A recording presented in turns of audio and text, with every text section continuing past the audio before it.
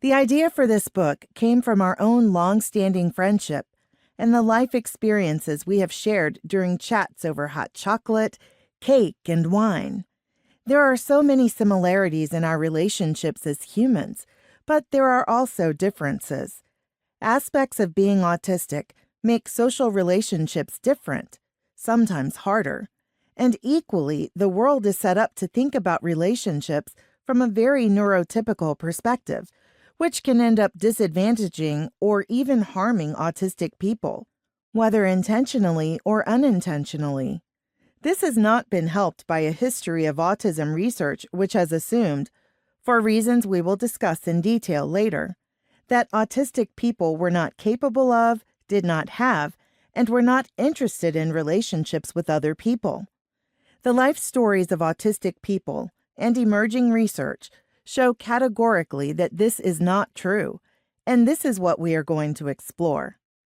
Felicity is an autism researcher and lecturer at the University of Bristol who is interested in autistic people's relationships and mental health, along with gender differences on these fronts. She originally intended to be an archaeologist, but got sidetracked when learning about cultural differences in child development as part of her archaeology and anthropology degree, and took a new path into developmental and social psychology. She is now the program director for the Conversion Masters she took nearly a decade ago, which was the gateway into her psychology career.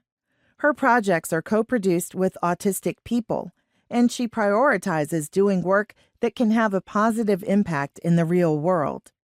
Sarah is a late-diagnosed autist who describes herself as also something of a late developer, currently emerging in her early 50s from decades of poor mental and physical health, and a series of jobs that can only be described as careering rather than an actual career.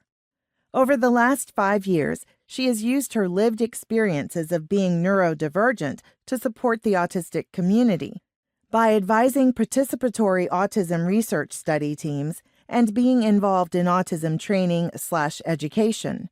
She has recently completed a 20-week stint of mentoring for NDSA, a nonprofit organization set up by autistic people for autistic people.